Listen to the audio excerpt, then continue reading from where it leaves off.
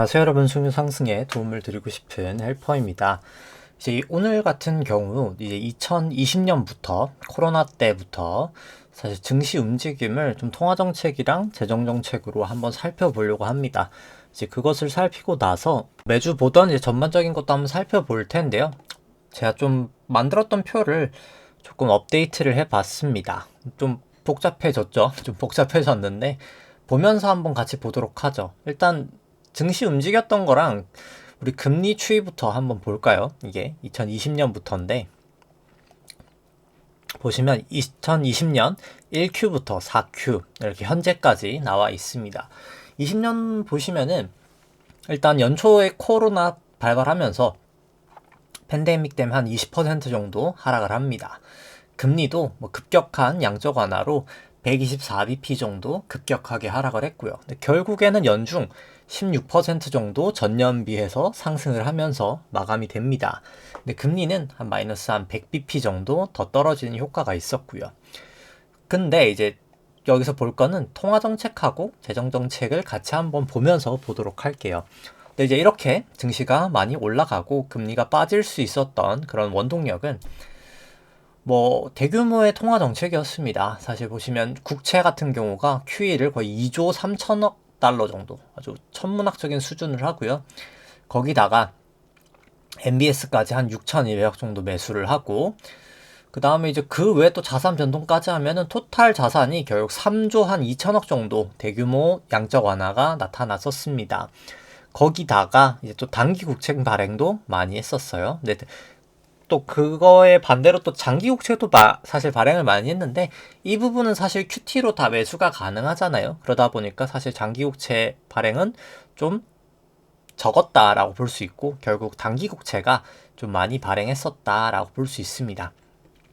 그러다 보니까 금융시장의 유동성이 통화정책과 재정정책으로 둘 다 공급이 되면서 증시가 좋았고 금리도 내려가는 그런 현상이 나타났다라고 볼 수 있습니다. 그럼 2022년, 그러니까 21년도엔 또 어떻게 됐을까요? 라고 보면은 증시가 한 27% 급격하게 올랐고 금리는 한 60bp 정도 상승하는 모습을 보였습니다. 일단 통화정책 먼저 한번 볼까요? QE 국채는 거의 한 1조가량 매수가 있었고요. 1조 달러 정도. MBS가 거의 한 6천억 달러 정도 매수가 있었습니다. 그러니까 총 자산 같은 경우에는 한 1조 4천억 정도 매수가 있었고요. 뭐 규모가 2020년에 비해서 줄은 거는 맞지만 QE 규모가 여전히 어마어마했다. 거의 1조 4천억 정도 가량 이제 QE가 있었다. 거기다가 근데 이제 단기 국채가 여기는 또 발행이 좀 적었어요. 사실. 마이너스 한 1조 2천억 달러 정도가 단기 국채가 사실 순감이 됐었고 근데 대신 보시면은 장기 국채가 또 많이 발행했죠. 2조 7천. 근데 이거 같은 경우에는 그나마 이 QE랑 좀 상쇄가 되면서 금리는 그래도 좀 올랐죠. 왜냐면은 여기 1조 5천이지만 하면 1조 2천이 결국 장기 국채가 순 발행이 된 거잖아요. 그래서 금리는 사실 올라가는 영향이 있었지만 그럼에도 불구하고 이 QE 영향 때문에 그러니까 결국 근데 재정정책 한 거가 사실 증시엔 좋은 거긴 하거든요. 결국에는. 그래서 증시는 그래도 올랐다라고 볼 수 있습니다. 그러니까 QE로 그래도 어느 정도 장기 국채는 좀 공급량을 막아주면서 어찌됐던 간에 재정정책을 쓴 거잖아요. 이제 그러다 보니까 증시가 많이 올랐다. 27%.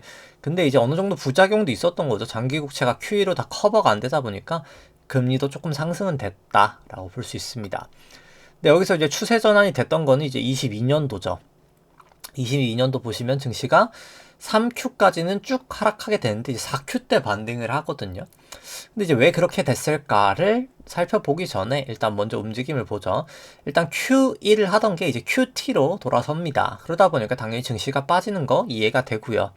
근데 이제 단기 국채 발행은 없었지만 장기 국채 발행이 많아졌고, 그러니까 똑같이 전년 대비해서는 많아진 건 아니지만 여전히 1조 2천억 가량의 1조 한 3천억 가량의 장기 국채 발행이 있었기 때문에 근데 총 자산 같은 경우에 보시면은 오히려 2천억 정도 가량 감소가 됐죠. 그래서 증시가 빠진 건데 이제 제가 이제 이때 잘못 봤던 거는 이제 2023년도부터 이제 이 4Q까지 그냥 쭉 내리지 않을까라고 봤는데 이제 전방이 틀렸단 말이죠. 근데 지금 그럼 왜 틀렸을까를 한번 이제 이걸 복기를 하면서 좀 살펴보면은 계속 자산은 사실 감소를 했어요. 2023년도도 자산은 감소했단 말이죠. 이 4Q에도 마찬가지로 자산은 감소했고요. 근데 자산은 감소했지만 증시는 올랐단 말이죠. 왜 그랬을까? 금리 이제 더 이상 안 오르고 이제 이거에 대해서를 이제 좀 오늘 좀 중점적으로 살펴보려고 하는데요. 왜 자산은 줄었는데 증시는 올랐을까? 근데 여기서 중요했던 건 이제 순유동성이라고 볼 수 있습니다. 여기서 결국 연준 총 자산에서 이 TGA랑 RRP를 제외한 금액을 이제 순유동성이라고 하거든요. 1Q에서 3Q까지는 계속 마이너스가 나타났지만 4Q에 다시 이제 플러스가 돌아가고 23년도에도 약 3,200억 가량, 200억 달러 가량 플러스가 됐었습니다. 그러니까 증시가 플러스가 됐던 거예요. 그럼 왜 자산은 줄었는데 이제 순유동성은 플러스가 날 수 있었을까의 문제입니다. 근데 여기에 이제 키 해답은 사실 단기 국채에 있어요. 여기에서는 보시면은 여기서부터 이제 단기 국채 발행이 증가되는 모습을 보실 수 있습니다. 단기가 아주 많이 증가되지 못하다가 이때부터 이제 단기 국채 발행들이 좀 증가가 되거든요. 특히나 이제 2023년도 같은 경우에는 단기 국채가 2조 달러 가량 아주 큰 금액으로 발행합니다. 근데 단기 국채 발행이 왜 증시에 중요한 영향을 미쳤을까라고 생각을 하면은 이 RRP 때문에 그래요. 이게 RRP 이 둘 친구들 때문인 건데 뭐 결국 뭐 뭘 보든 상관없는데 결국 사람들이 투자할 수 있는 대상이 단기 채권이라고 했을 때 이게 단기 국채 이 단기 국채 이제 BD라는 거와 이제 결국 연준의 돈을 맡기는 이제 RRP라는 거에 돈을 맡길 수 있습니다. 그러니까 여기는 뭐 사실상 그냥 기준금리고요. 여기는 그냥 국채금리인 거죠. 근데 단기 국채 발행이 많이 되면 어떻게 될까요? 단기 국채가 많이 튀겠죠. 그럼 사람들이 여기로 많이 투자를 하겠죠. 그래서 이제 RRP가 감소하고 B이 증가되는 건데 이 B를 투자하는 자금이 지급준비금에 연동이 되기 때문에 이때부터 지급준비금이 증가되는 모습을 보실 수 있는 거예요. 이게 지준이 계속 떨어질 때는 증시가 빠졌지만 이때 증시 이제 지급준비금이 다시 증가가 되면서 순자산이 결국은 늘게 되는 거거든요. 이게 결국은 순유동성이 증가가 되면서 증시가 올라갈 수 있었다라고 보시면 됩니다. 그래서 사실 2024년 현재까지도 순유동성이 계속 증가가 돼 왔고 1,600억 달러 정도 증시가 이때까지 약 한 7% 정도 올해에도 상승하는 계기가 됐다라고 보실 수 있습니다. 중요한 건 이제 앞으로가 중요하겠죠. 여기까지 이제 그렇게 왔단 말이죠. 결국에 자산이 계속해서 감소는 됐지만 자산이 계속 감소는 됐죠. 사실 지금까지도 올해도 한 1,700억 달러 정도는 줄었단 말이죠. 자산은. 근데 오히려 순유동성은 1,600억 달러 정도가 증가가 됐어요. 이 부분이 사실 금리가 좀 못 오르게 하는 요인도 됐었고 사실 이제 증시도 좀 오르게 되는 요인도 됐었는데 그럼 이제 앞으로가 어떻게 될까가 중요한 문제인데요. 이제 앞으로는 여기 단기 국채가 지금 현재 발행된 양과 이 국채 발행 계획 QRA에서 발표된 국채 발행 계획으로 조금 예측을 할 수가 있습니다. 단기 국채가 이제 오늘 발행을 하거든요. 이 오늘 발행하면 얘가 이제 0이 될 거예요. 다 찍게 될 거예요. 결국 이 단기 그러니까 국채 발행 계획 QRA에 의해서 이제 국채를 이만큼 아마 찍게 될 겁니다. 2024년 올해 1Q와 2Q에는 이만큼 찍게 될 거예요. 순발행은 약 9,620억 달러 정도, 단기 국채는 540억 달러 정도, 장기 국채가 9,080억 달러 정도를 찍게 될 겁니다. 근데 결국 여기서 이제 QT가 제외되는 금액을 봤을 때 이게 조금 더 정확한 금액이라고 보실 수 있어요. 그래서 요 금액만큼이 될 텐데 단기 국채는 지금 이제 3월 8일까지 기준으로 3,600억 달러 정도 찍었습니다. 결국 다 찍었단 말이죠. 80억 달러 정도 제외하고 이미 다 찍었습니다. 근데 이게 왜 문제가 될까요? 라고 얘기를 했을 때 아까 말씀드렸던 그 비리죠. 비리 이제 발행이 없어지면 결국 다시 이제 RRP가 감소를 하지 못하고 유지가 될 거예요. 그렇게 되면 바로 이제 지준이 떨어질 겁니다. 그럼 아까 말씀드렸던 그 순유동성 자체가 이제 떨어질 거란 말이죠. 이 QT가 되는 이 금액만큼 실제로 이만큼 이제 순유동성이 감소가 되는 게 이제 이번 주에 나타날 현상입니다. 그래서 이번 주부터 사실 어제 3년물 발행이 있었고 이제 10년 뭐 이렇게 20년 계속 발행이 있거든요. 3월 내내. 장기 국채가 이제 3월 동안 결국 약 한 1,000억 달러 정도 찍어야 되고요. 그럼 이제 토탈로 해서 1Q에 한 2,200억 달러 정도를 찍게 되는 거고요. 현재 한 1,176억 달러 정도 찍어놨으니까요. 순발행 기준으로. 근데 EQ에는 더 심각해요. EQ에는 이제 이 빌 자체가 이제 마이너스로 돌파됩니다. 그러니까 사실 좀 잘 모르는 분들은 이게 이 순발행량이 50억밖에 안 되니까 이게 순발행량이 감소가 돼가지고 이제 국채시장 수급 여건이 좋아졌습니다. 그러니까 이제 EQ에 금리가 빠질 거예요. 뭐 이렇게 단편적으로 얘기를 하시는 분들이 있어요. 근데 보시면 이때 순발행이 마이너스 235억 달러였어요. 근데 금리가 67bpt거든요. 물가가 높아져서 그렇지 않습니까? 라고 할 수도 있겠지만은, 근데 중요한 거는 이 수급적인 요인이 생각보다 크다는 거예요. 그러니까 그리고 일상적 물가는 왜 올랐을까요? 이제 이 당시에 이제 이 문제로 가면 좀 얘기가 더 길어질 것 같긴 한데, 그러니까 물가가 왜 올랐을까? 그러니까 사실 양적 완화 같은 경우는 보시면은 자산 쪽으로 보는 게 맞겠죠. 양적 완화를 보면은 양적 완화는 뭐 이때 2000 거의 9년 정도부터 시작을 해서 2008년도 중반 중후반부터 시작해서 이렇게 왔는데 물가가 올라가는 시점은 거의 한 이 정도 때부터란 말이죠. 이렇게까지 돈을 많이 풀었던 이 시기에는 왜 물가가 올라가지 않다가 왜 이따만 물가가 올랐을까요? 라고 했을 때 뭐 답은 사실 간단합니다. 재정 정책을 해서 그래요. 그러니까 돈이 양적 완화만 했을 때는 돈이 돌지 않거든요. 보시면은 그냥 이 국채 순 발행입니다. 그러니까 이게 만기 도래되는 거 제외하고 이제 순 발행인데, 국채 발행이 뭐 그 당시 그 전에는 뭐 많기는 많았지만 뭐 그렇게 심각하게 많지는 않았어요, 솔직히. 근데 보시면은 지금 뭐 어마어마하잖아요, 이 코로나 때부터. 그러니까 이 돈들이 사실 물가를 일으켰다고 보시면 돼요. 그러니까 이게 가장 뭐 직관적으로 사실 나타내는 게 통화 승수라고 볼 수 있는데요. 결국 양적 완화만 했을 때는 돈이 시장에 돌지 않고 은행에만 박혀 있거든요. 근데 이 돈이 재정 정책을 하면서 이 통화 승수가 확 높아졌다고 보시면 됩니다. 2022년부터 이제 물가라는 건 시차가 반영되잖아요. 그래서 사실 이때부터 돈은 찍어내기 시작했지만 뭐 이때부터 사실 이 통화 승수랑 공시 유통 속도는 높아지기 시작했다는 겁니다. 이제 이거 발발하게 되는 원인은 사실 재정 정책이라고 보시면 될 것 같고요. 앞으로도 똑같아요. 왜냐면 앞으로도 지금 계속 국채 발행량이 많긴 하잖아요. 결과론적으로. 이제 1Q에도 거의 6천억 달러, 지금 2Q까지 한 5,900억 달러. 근데 이제 왜 이때는 또 작았냐 하시면 이제 2Q가 그냥 계절성으로 사실 순 발행이 원래 적어요. 그냥 기본적으로 원래 이게 세수가 많이 거치기 때문에 그래요. 왜냐면 증시가 호조였기 때문에 많이 그래요. 근데 이제 왜 이때는 이제 왜 국채 발행을 많이 했냐? 이때 증시가 호조가 아니었잖아요. 그러니까 이게 주가가 많이 못 올라갔을 땐 세수가 조금밖에 안 거치거든요. 근데 이때 주가 많이 올라갔을 때 세수가 조금 거치잖아요. 이 정도 문제라고 생각하시면 됩니다. 중요한 거는 이제 빌이 덜 발행되면서 RRP가 감소하지 못하고 순유동성이 바로 이제 급감할 거다라는 게 일단 첫 번째 이유가 될 거고요.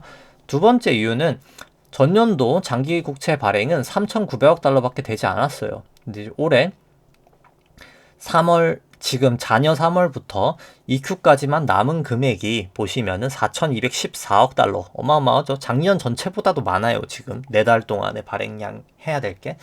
그래서 장기 국채 발행이 이제 쏟아질 거라는 얘기입니다.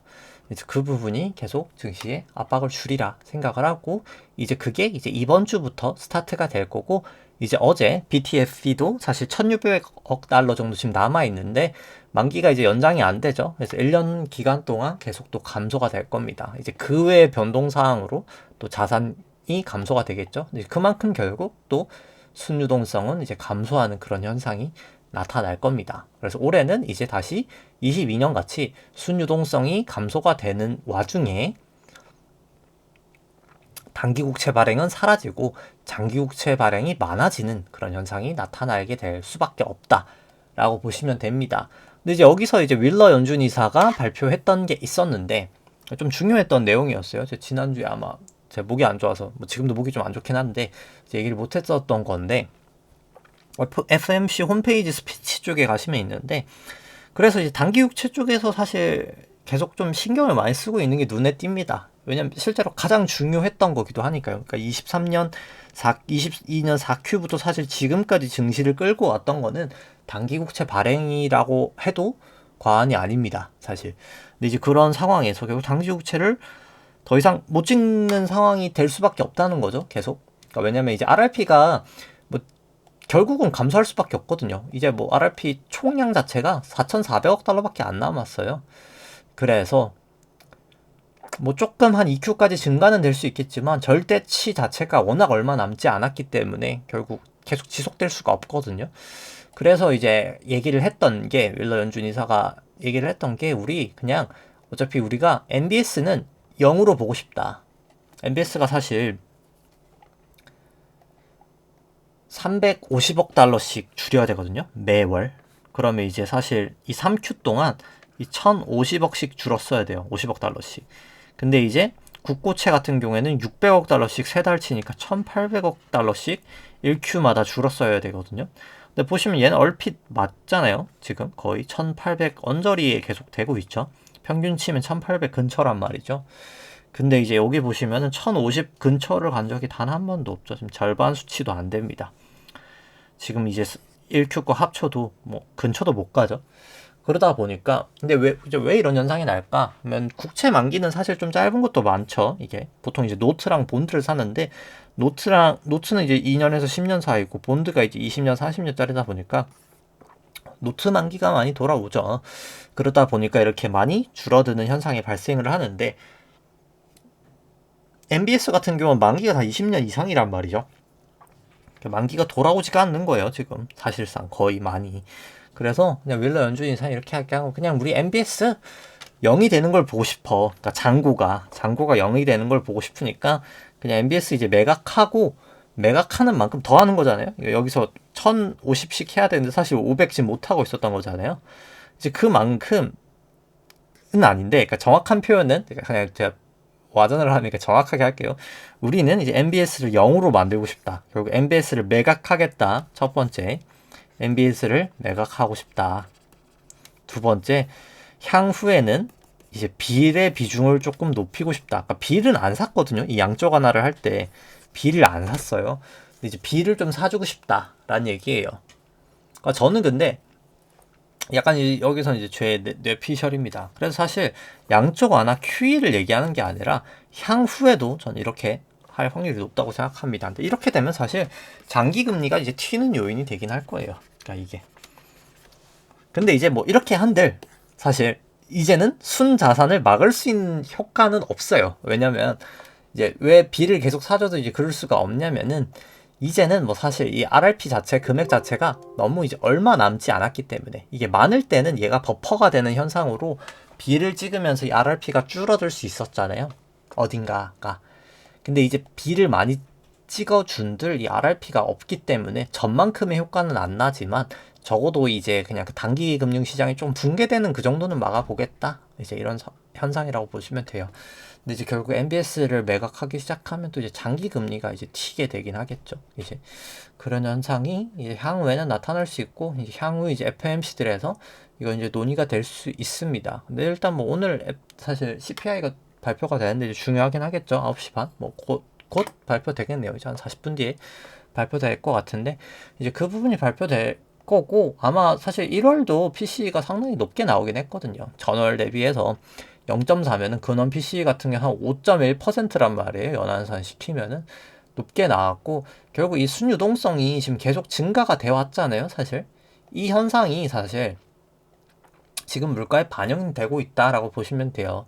그러니까 지금 서머스 전 재무장관분이 계속 지금 아직 덜 긴축적이다, 중립금리가 뭐 4%다 이런 얘기를 하는 게 뭐 사실 그런 얘기예요. 결국 지금 생각보다 증시도 그렇고 이 금융시장이 보시면은 자산은 줄었지만 사실 순유동성이 증가가 되면서 긴축되는 상황은 아니었던 거예요. 사실 유동성 오히려 공급이 되고 있었습니다. 실제적인 순유동성 같은 경우에는. 작년 4Q부터 해서 순유동성은 사실 3,500억 달러 증가되고 있었고, 올해 거분까지 치면 사실 5천억 달러라는 엄청난 금액이 순유동성이 사실 증가가 됐다라고 보시면 됩니다. 뭐 과거 QE 하던 그 정도 수준까지 유동성이 사실 증가가 됐다라고 보실 수 있습니다. 그래서 일단 뭐 오늘 움직임 먼저 보고 나머지 이제 진행할 거 보고 진행하도록 하죠. 오늘 뭐 코스피는 한 0.8% 상승이 있었고요. 뭐 코스닥이 한 1.6% 상승이 있었는데, 뭐 이 부분은 사실 기술적 분석 때 좀 얘기를 나눌 거 있어서 이제 그때 한번 좀 보도록 하고요. 그냥 단기 수급 생략하고 바로 이제 미국 쪽 투기적 순 포지션 살펴보면은, 쇼 포지션 같은 경우는 약 한 200 정도 계약이 있습니다. 그러니까 200 곱하기 1000 계약이죠. 이제 그 정도 S&P 투기적 순 포지션 쇼 계약이 있고요. 나스닥 같은 경우에 이제 사실 롱 계약이 다 청산이 됐습니다. 이제 투기적 포지션은 롱이 거의 다 끝나가는 게 아닌가. 전체적으로 이제는 쇼 포지션만 남아있는 그 정도 상황이다라고 보실 수 있고요.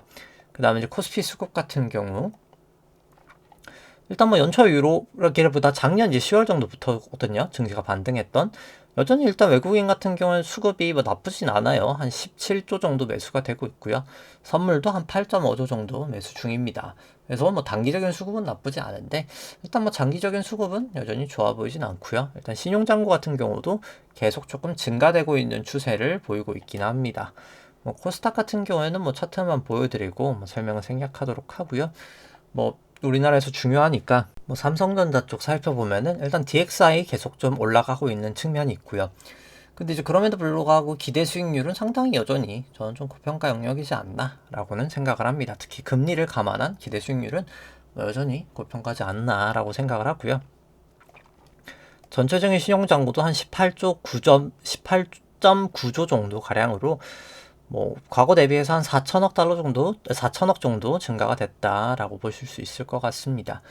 그 다음에 이제 지수 밸류에이션 같은 경우에는 일단 코스피 이제 일드갭 같은 경우에도 점점 이제 올라가고 있는데, 뭐 저는 좀 사실 좀 빠지면서 올라가리라, 증시 쪽이 빠지면서 올라가리라. 요건 이제 단기적으로 좀 금리가 좀 빠지면서 올라갔던 부분이 있고요. 이제 페드 모델도 아직까지는 저는 여전히 고평가 영역이다라고는 보여집니다. 좀 긴 시계열로 봐도 뭐 둘 다 마찬가지고요. 뭐 코스닥으로도 봐도 뭐 둘 다 마찬가지입니다.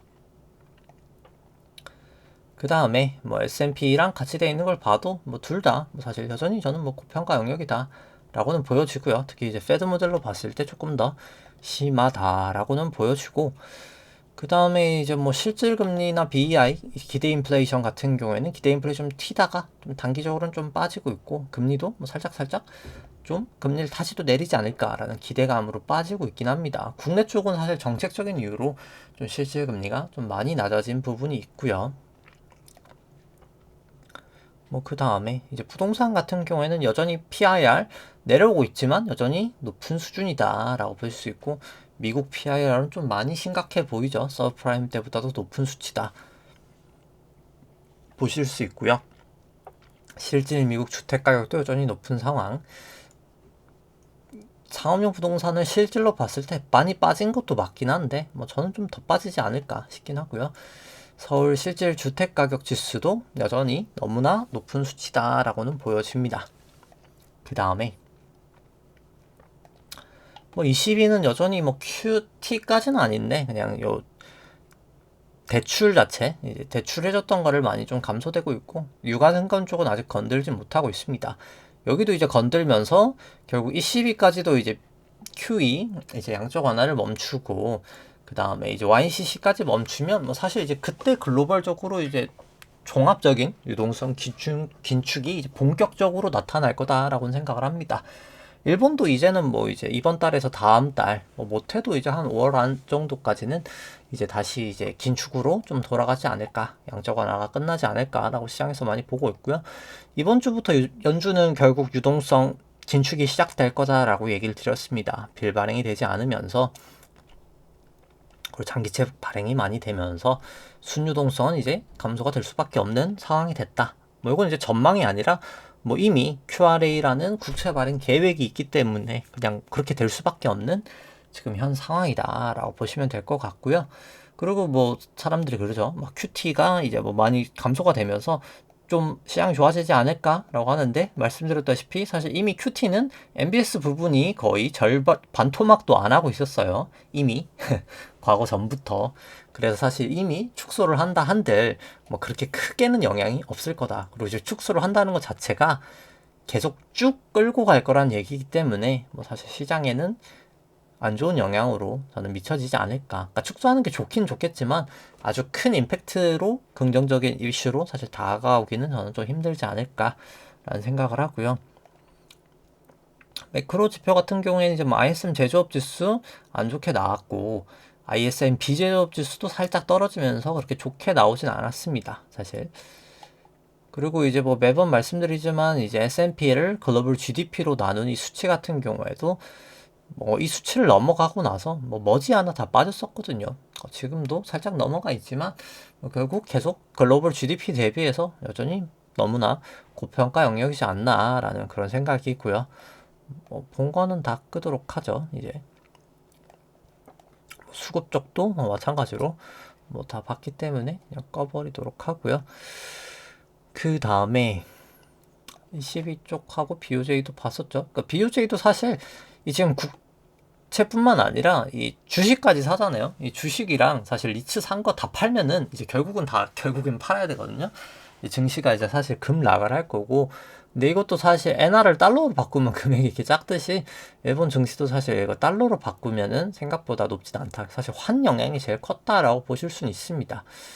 사실 좀 우려가 되긴 해요. 여기도 이제 결국 이걸 어떻게 QT로 돌릴 것인가. 사실 좀 생각보다 그래서 영향도가 나중에 클 수 있다. 여기도 그렇고 미국도 그렇고 아직 사실 시작도 안 했다라고 보시면 됩니다. 사실 긴축 같은 경우에는 계속 말씀드리지만 연준도 긴축이 사실 하다 마른 거예요. 하다가 마른 거예요. 이게 순유동성 자체가 이렇게 움직임 보시면은 증가가 됐다가 이제 감축이 됐다가 지금 다시 늘었단 말이죠. 그래서 하다 만 상태여서 다시 그런 줄이는 길로 갈 수밖에 없다라고 이제 보시면 될 것 같고요. 실질 금리도 그냥 꺼버리고, 데이터도 보면 계속 이게 유통속도 높아지는 것 자체가 지금 좀 문제다라고 얘기를 드릴 수 있을 것 같고요. 그 다음에 이제 지금 BDI 계속 올라가는 것도 뭐 사실 운송료 쪽도 PC 자체 물가에 영향이 있었듯이 계속 좀 불안 요인이다라고 보실 수 있습니다. 그럼 뭐 여기 보시다시피 뭐 순유동성이랑 뭐 사실 증시랑 거의 동행해서 갑니다. 그래서 이게 반등이 되니까 증시도 올라갔는데, 이제는 뭐 떨어질 수밖에 없는 그런 환경에 처했다, 이렇게 생각해 주면 될 것 같고요. 전주 대비해서는 지급준비금이 한 586억 달러 정도 증가가 됐습니다. 빌 발행의 영향 때문이죠. TGA 재무부 이제 현금 같은 경우 한 181억 달러 정도 감소가 됐고요. RRP가 좀 많이 감소가 됐어요. 한 1154억 달러 정도 감소가 됐고, 거기서 이제 연준의 시장성 RRP 같은 경우가 한 80억 달러 정도 증가가 됐다라고 보실 수 있습니다. 여러 가지 이런 요인들 때문에 연준 순유동성은 이제 1045억 달러 정도 증가가 되면서 유동성은 좀 많이 공급이 됐지만 QT는 약 한 290억 달러 정도 진행이 됐다라고 보실 수 있을 것 같고요. 아까 말씀드렸다시피 RRP 같은 경우에 지금 거의 다 고갈이 된 상황입니다. 앞으로는 이제 감소가 되진 않을 거예요. 이 Q까지는. 왜냐면 비리 발행이 없을 거기 때문에. 근데 이제 결국 다시 이제 감소가 될 거다. 그러니까 살짝 이게 증가되는 모습은 보일 거예요. 근데 이제 결국 그 비리 다시 발행하면 다시 이제 꼬꾸라지면서 0까지 내려갈 거다라고 보실 수 있습니다. 예대율도 70이지만 SLR이라는 규제 때문에 이미 예대율이 100%나 다름없는 상황이다라고 매번 얘기를 드리고 있고요.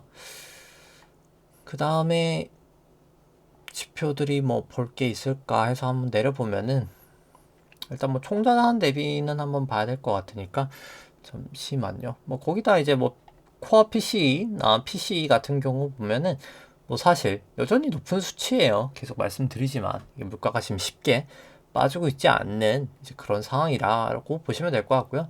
통화량 대비 M2 여전히 너무나 높은 상황. 나스닥도 마찬가지고 윌셔도 마찬가지다. 이제 그렇게 보실 수 있고, 그 다음에 이제 미국 부채가 이제 3Q께 업데이트가 돼서 정부 부채, 뭐 재정정책 이게 말씀드렸다시피 이게 순발행이란 말이죠. 순발행 이게 이 발행액이 순발행이에요. 순발행 이제 그래서 얼마나 다시 늘어버리냐 이건 건데 뭐 순발행 지금 어마어마하게 찍고 있잖아요. 그러다 보니까 GDP 대비 정부 부채는 지금 뭐 이렇게 천문학적으로 아주 올라가고 있는 상황이다라고 보실 수 있습니다. 그 다음에 대부분 된 것 같고 이 총자산 대비 GDP는 감소를 하고 있죠. 근데 이제 사실 순유동성은 감소가 됐지만 증가가 됐지만 총자산은 준 거가 맞아요. 근데 이제 이게 가야 될 게 20까지 가야 되고 이제 RRP라는 게 거의 다 사라졌기 때문에 이 지준 대비 RRP도 RRP는 많이 사라졌지만 이 지준이 있는 여기까지 내려와야 된다는 거죠. 거의 10 밑으로 내려오는 이 동안이 아마 고통스러운 구간이 될 거라고 보여집니다. 이게 내려오는 요 순간까지. 그래서 그때까지가 아마 가장 좀 힘든 구간이 되지 않을까 생각을 하고요. 뭐 나머지는 그냥 보여드리고 설명을 생략하면 될 것 같습니다. 매번 말씀드리지만 이게 수요가 훨씬 더 강하거든요. 이게 공급이고. 그래서 그런 상황에 사실 이게 지금 물가가 계속 쉽게 잡힐 구간이 아니다라고 아시면 될 것 같습니다. 그러니까 결국 물가가 잡힐 때는 이 공급이 더 많을 때예요. 근데 지금 수요가 훨씬 더 강하고 공급량이 계속 줄어들고 있죠. 사실 앞으로 경기가 좋아질 거라는 확신이 있어야 공급을 늘릴 텐데 그런 확신이 없다 보니까 공급량이 계속 감소가 되고 있어요. 이런 상황에서 수요도 뭐 그렇게 늘고 있지는 못하지만 사실 물가 압력이 쉽게 줄어들 그런 레벨 자체가 아니다라고 말씀드리고 중국 쪽이 M2 나누기 M1 사실 중국 쪽이 돈이 없어서 중국 쪽은 계속 문제가 될 겁니다. 이게 언제 터지냐의 문제지 계속 문제가 될 거여서 뭐 계속 LPR 금리 내리고 뭐 하고 있지만 결국 미국이 금리를 다시 내리지 않는 이상 결국 위안화가 결국은 박살이 날 거고 외환 보유고가 이제 없어지면서 문제가 생길 수밖에 없는 계속 저는 트리거 요인이라고 생각을 합니다. 좀 계속 조심하실 필요가 있다라고 얘기를 드리고요. 그 다음에 이제 지표들 보면은 이것도 꺼버리죠. 그냥 본 것도 지수도 꺼버리고 국채들 같은 경우에는 다시 좀 반등을 살짝 하면서 뭐 이제 국내 국채 같은 경우는 좀 중립적인 스탠스 근데 이제 전반적인 추세는 조금 내려가고 있었던 이제 채권 금리가 내려가면 좋으니까 이게 롱 포지션이 되어 있는 거거든요. 미국채 금리는 조금 더 잘 빠지면서 조금 더 롱 포지션이라고 볼 수 있었고 달러는 지금 내려가는 추세였기 때문에 숏에 더 가깝고 금리도 최근에 좀 약간 내리지 않을까라고 몇 주간 정도 있었죠. 한 2주 정도 지금. 금은 이제 그렇다 보니까 좀 롱 추세가 나왔었고 WTI는 뭐 사실 뭐 그냥 중립적인 스탠스 삼성전자도 약간 중립적인 애플은 이제 숏 추세에 더 가깝고 마이크로소프트도 이제 조금 더 숏 추세에 가깝고 엔비디아도 슬슬 이제 추세가 약간씩 꺾이는 모습을 나타내고 있습니다. 그래서 뭐 스코어링으로 보면은 그냥 뭐 130 기준으로 봐버리죠. 그냥 130 기준으로 봤을 때 국고는 아직까지는 뭐 롱추세에 조금 더 가깝다라고 보여지고 국고 10년도 아직까지는 좀 롱추세에 가깝고 미국채 10년도 아직까지는 롱추세에 더 가깝긴 하고 달러원 같은 경우에는 뭐 그냥 쇼추세에 지금은 조금 더 가깝긴 하고 사실 금선물 같은 경우에 롱추세에 조금 더 가깝긴 하고요. WTI 같은 경우에는 쇼추세에 아직은 조금 더 가까운 상황이고 삼성전자 같은 경우에도 롱추세에 아직은 조금 더 가까운 상황. 애플은 뭐 사실 이것도 저것도 아니지 쇼추세에 더 가깝네요. 80. 이거 이제 완전 꺾여긴 했네요. 쇼추세에 더 가깝고 마이크로소프트가 아주 살짝 20 정도 롱추세에 더 가깝고 엔비디아 같은 경우에 이제 롱 추세가 조금 이제 하락하고 있는 이제 그 정도 모습이다라고 보시면 될 것 같습니다. 그래서 뭐 국고 3년 같은 경우에 보시면은 뭐 이렇게 올라가다가 한번 조정 보였다가 이제 올라가는 그런 모습이 나타나지 않을까 지금 이제 그렇게 보여지고요. 뭐 국고 10년도 뭐 그 정도 모습이지 않나 생각을 합니다. 미국채 10년도 뭐 마찬가지다라고는 보여지고요. 뭐 달러 원 같은 경우에도 뭐 전 좀 다시 좀 튀지 않을까라는 생각을 합니다. 여기서 이제 RSI 한번 좀 빠져줬다가 다시 좀 올라가는 모습이 나타나지 않을까 싶긴 하고요. 뭐 금 같은 경우 보시면은 금 같은 경우에는 랠리를 많이 하면서 많이 올라갔어요, 사실. 금 같은 경우에는 근데 좀 오버슈팅이지 않나? 지금 좀 금리가 많이 빠질 거라는 그런 기대감으로 올라갔는데 뭐 저는 좀 이제 다시 하락하지 않을까 싶긴 합니다. 그 다음에 뭐 WTI 같은 경우에는 뭐 좀 애매하긴 하네요, 이거는. WTI는 좀 사실 뭐 빠질 수도 있는 그런 모양새인 것 같긴 해요. 사실 WTI는 여기가 이제 지금 50을 넘어갔다, 그러니까 여기 0을 넘어갔다가 빠진 상황이어서 좀 빠질 수도 있어 보이기도 하고요. 사실 이걸로 봤을 때는 삼성전자 같은 경우도 뭐 추세적으로는 좀 애매해요, 사실. 네. 그냥 요 볼린저 추세로만 봤을 때는 사실 좀 애매한 부분이 있고요. 애플 같은 경우에는 뭐 사실 여기서 쭉 빠졌다가 이제 좀 단기적인 반등은 애플은 좀 보일 수 있겠다라는 생각은 듭니다. 볼린저 하단에 닿기도 했고요. 여기서 사실 RSI도 그렇고 뭐 애플은 좀 기술적 반등이 있을 구간이 아닌가 싶기는 하고요. 근데 이제 다만 마이크로소프트가 이제 넘어갔다가 내려온 상황들이기 때문에 마이크로소프트는 여전히 추세적인 좀 하락을 보이지 않을까라는 생각입니다. 뭐 나머지 뭐 ATR도 그렇고 여전히 낮은 상황에서 이렇게 벌어지면서 빠지지 않을까 싶고요. 엔비디아 같은 경우에도 50 다시 내려왔고 여기도 이제 내려왔고 벌어졌고 RSI 결국 아직 다이버전스인 상황에서 다시 빠지고 있고 라는 상황을 봤을 때 뭐 이제 엔비디아는 좀 하락의 추세가 시작된 게 아닌가. ATR도 점점 이제 이렇게 높아지면서 좀 그런 모습이 나타나지 않을까라고 생각을 하고요.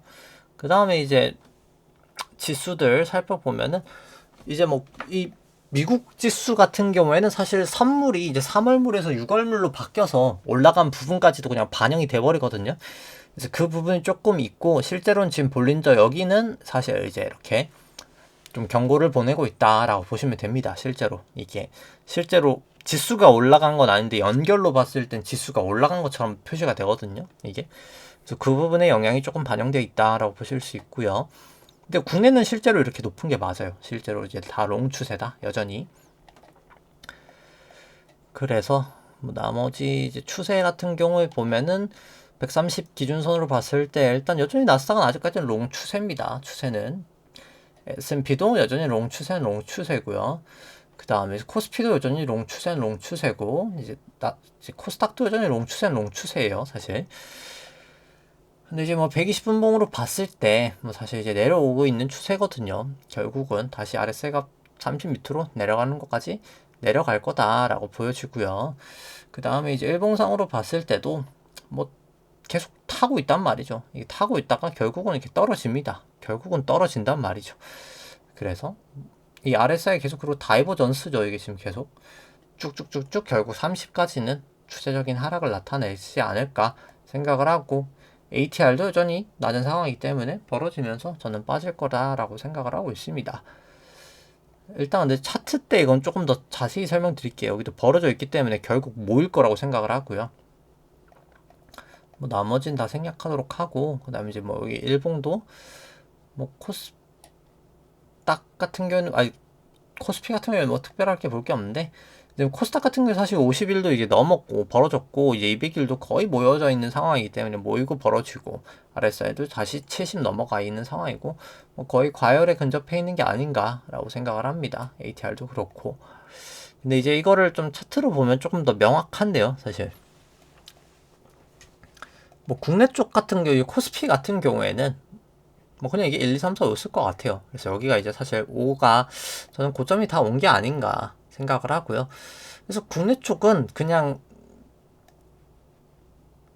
제 생각에 이제 여기가 결국에는 그냥 이제 A, B, C로 그러니까 이게 거의 끝났을 것 같아요. 이게 A, B, C, A, B, C 이런 식으로 해서 1, 2, 3, 4, 5로 아마 끝났지 않았을까. 근데 사실 국내 쪽 여기 코스피 200은 좀 애매하긴 해요. 이게 엘리어트로 보기에는 좀 애매한 건 사실 맞고요. 그래서 국내 쪽은 뭐가 되는지 모르겠지만 뭐 거의 다 근처에 온 것 같다. 왜냐면 계속 여기도 다이버전스는 다이버전스거든요. 어찌됐든 간에 지금 계속 RSI가 추세적인 하락을 계속 보이고 있긴 해가지고 뭐 다이버전스는 계속 다이버전스다.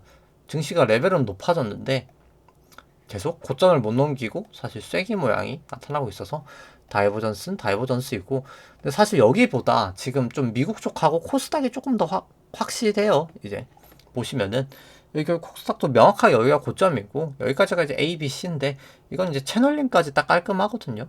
보시면은 이 A, B 잡고 여기다 C, B 고점 위에다가 이렇게 올려놓으면 C 채널링이 되는데 딱 오늘 넘었잖아요. 여기서 다시 이제 여기를 뚫리면 밑으로 뚫리면 이제 무너진다라고 생각하시면 됩니다. 여기가 이제 뚫리면 무너진다. 이제 그럴 가능성이 전 높아 보인다. 라고 생각을 합니다. 결국 이제 이게 A, B, C, A, 그 다음에 B, 그 다음에 1, 2, 3, 4, 5로 C까지 이제 나온 게 아닌가. 그래서 A, B, C 조정이 나온 게 아닌가 생각을 하고요. 사실 나스닥을 보면은 좀 더 사실 명확합니다. 제가 아파서 방송을 못 하긴 했었는데, 제가 목이 부어가지고 방송을 못 했었는데, 이게 사실 채널을 이렇게 그어보면은, 이제 이것도 뭐 제가 지나고 보니까 더 명확하게 보이는 것도 있지만, 딱 채널이 이렇거든요.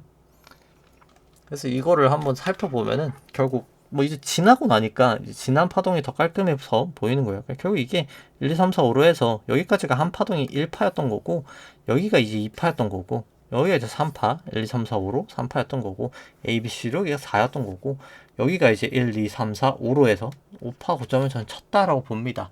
근데 이 채널을 결국 하회했던 거고 그래서 5파가 이제 클리어하게 완성이 됐다라고 보고요. 이제 어제까지가 이제 딱 기준선에서 딱 저항을 받았다라고 봐요. 그러니까 지지를 받았다고 봅니다. 근데 이제 결국 뭐 해봐야 뭐 저는 오늘 CPI에서 뭐 무너지지 않을까? 아니면 오늘 CPI가 좀 잘 나와서 뭐 좋게 나온들 올라간들 이제 머지않아 이렇게 크게 빠질 거라고 봐요. 그러니까 왜냐면 분봉상 이게 지금 작은 그냥 하는 파동이고 이게 그냥 플랫이라기보다는 이게 지금 명칭이 기억이 안 나는데 이렇게 횡보하는 이 패턴으로 나왔다가 바로 쭉 빠질지 아니면 이제 요 정도 하고 이렇게 보였다가 이렇게 빠질지는 모르겠지만 이게 이제 한 파동이 그냥 1, 2, 3, 4, 5인 건 좀 명확해 보여서 다시 이제 하락하지 않을까 싶고요. 결국 지금 그래서 다시 이제 카운팅이 결국 되면은 결국 이제 여기까지가 1이고 2고 여기까지가 이제 큰 3이었던 거고 여기가 이제 그러니까 3에 4였던 거죠. 지금까지 봤던 게. 그래서 여기가 5인 다음에 결국 이렇게 되면 여기도 다이버전스거든요. 이 상황이 나온 게 아닌가라고 생각을 합니다. 뭐 3주봉으로 봐도 그렇고 지금 다 다이버전스긴 해요. 고점이 넘어섰는데 상대 강도는 점점 약해진단 말이죠. 도지 모양도 나오고 주봉상으로 봐도 사실 명확하게 이건 전 고점 모양 같거든요. 이제 볼린저는 다시 내려오고 있고 이게 상대적 고점은 사실 여기였다는 말이죠. 여기가 제일 상대적 고점이고 여기 이제 절대적인 고점인 거죠. 볼린저 밴드 안에서의 고점이기 때문에. 그래서 여기가 저는 고점이지 않았을까? RSI도 그렇고 이제 RSI 다시 내려오고 있고 그리고 일봉상으로 봐도 이제 거래량이 사실 여기 터졌단 말이죠. 선물로 보면은 이때 거래량이 폭발하면서 하락했던 거거든요.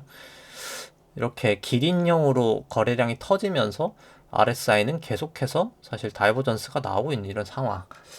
뭐 고점을 저는 본 게 아닌가 여기서 사실 아주 기나긴 장세에서의 고점이라고 볼 수 있겠죠. 그러니까 여기서부터의 여기까지 상승에 우리가 지금 고점을 봤다.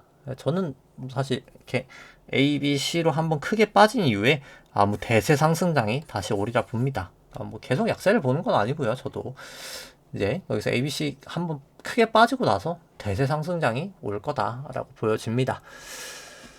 뭐 S&P도 마찬가지예요. 결국 S&P도 마찬가지로 주봉으로 봐도 여기가 딱 상대적 고점 같아 보이죠. 이제 볼린저 밴드 점점 모이고 있고 이게 그래서 똑같이 여기도 뭐 S&P로 보면 조금 더 깔끔하게 보이겠죠. 이게 여기까지 이제 1파 찍고 2파 찍고 여기가 3인 줄 여기까지가 3인 줄 알았는데 이게 사실 3이었더라. 이게 3에 4고 그 다음에 여기 4고 코로나가 그 다음에 1, 2, 3, 4, 5로 지금 이제 진짜 끝의 끝까지 왔다 라고 보시면 될 것 같습니다. 근데 뭐 이게 통화정책으로 봐도 이게 공감이 가는 게 어떻게 보면은 이 유동성의 사실 끝이 여기가 아니었던 거죠. 지금 보시면은 그러니까 저는 여기 이제 2023년 그러니까 2023, 22년 이 4Q부터 계속 유동성이 이렇게 쭉쭉 빠질 거야 라고 봤기 때문에 여기가 이제 고점이지 않았을까라고 했지만 실제 유동성은 재차 증가가 됐단 말이죠. 그래서 이건 결국 한 사이클인 거고, 이 사이클이 이제는 진짜 끝이 나는 상황이 도래가 된 거죠. 실제로 이게 통화정책으로 봐도 그 당시엔 이제 이렇게 비리나 이렇게까지 정밀하게 보지 못했던 거고요. 이 BS의 변동에 대해서도. 그리고 그 당시에 이제 통화정책에 제가 좀 집중을 한 나머지 이 빌과 통화정책과의 상관관계에 대해서도 이제 그 당시엔 제가 몰랐던 거고. 근데 이제 그거를 다 알고 나서 보니까 이제 이게 진짜 이제 이번 사이클의 끝이 도래됐구나. 이제 빌로도 끝이 났구나.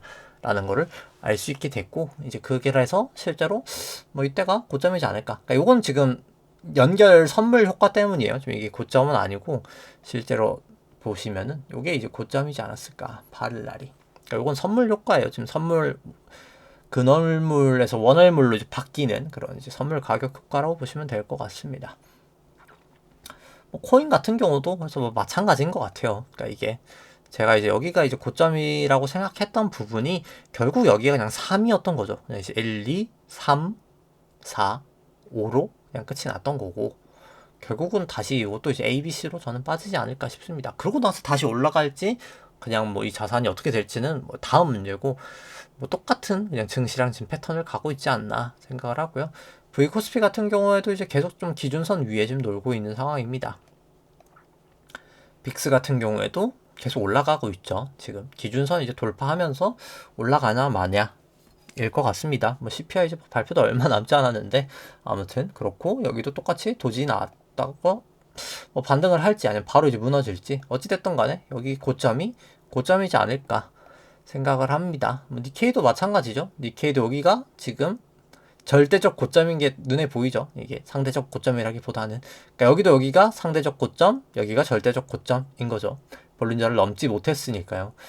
그래서 주봉상으로도 니케이는 이제 좀 위험한 패턴이 나오고 있다. 볼린저를 이제 이탈이 됐다. 아주 오랜 기간 동안 이탈을 안 하던 이제 볼린저도 이탈이 됐다라고 보실 수 있고, 유로도 마찬가지죠. 이제 볼린저를 좀 이탈하는 모습이 나타나고 있습니다. 항생도 슬슬 기술적 반등이 이제 끝낸 게 아닌가라는 생각은 들고요. 상해도 슬슬 200일에 막히고 이제 좀 조심하실 때가 되지 않았나 생각합니다. 달러 인덱스도 그래서 여기서 다시 이제 전 재차 반등하지 않을까 싶긴 하고요. 개인적으로 해서 CPI가 좀 높게 나오지 않을까라는 생각을 합니다. 그래서 달러 원도 이렇게 해서 하면 다시 튀지 않을까 싶긴 하고요. 이제 WTI는 이제 여기서 방향성이 어디로 갈지는 이건 좀 지켜봐야 될 것 같습니다.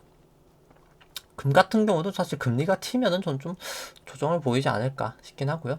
이제 국고채 10년물은 여기 구름대에서 지금 살짝 내려왔는데 다시 좀 재차 리바운드를 전 하지 않을까. 장기적으로는 생각을 합니다. 그러니까 단기적으로는 좀 증시가 빠지면서 순간적인 하락은 있을 수 있겠지만, 결국은 아까 말씀드렸다시피 이제 수급적인 영향과 유동성의 영향으로 결국 좀 튈 수밖에 없지 않을까. 중장기적으로는 이제 그렇게 보여집니다.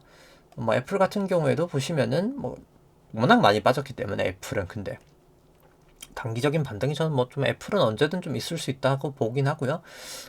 엔비디아도 결국 아주 장대 음봉 나오면서 볼린저도 이제 다 이탈을 했단 말이죠. 슬슬 여기서 피레침이라고 하죠. 이게 이런 거는 이제 고점이 아니었던 적이 없는 이 정도의 피레침은 사실 역사적으로 이거는 거의 고점이 아니었던 적이 없는 그 정도의 사실 차트의 모양이지 않을까라는 수준의 차트인 것 같고요.